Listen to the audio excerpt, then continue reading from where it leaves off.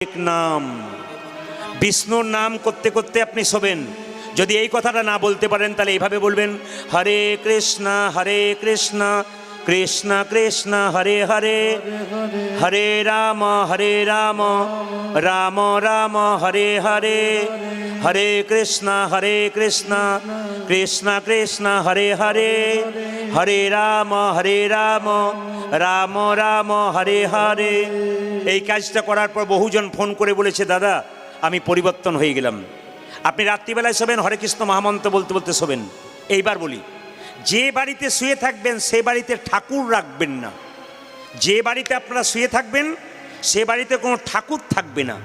প্রশ্ন করবেন, ঠাকুর মন্দির করতে পাবো না? না, যে রুমে আপনি শুয়ে থাকবেন ওখানে ঠাকুর মন্দির থাকবে না। কেন? কারণ অনেক আছে। আমি শুধু বলতে চাই, আপনারা প্রশ্ন করবেন, প্রদীপবাবু আমার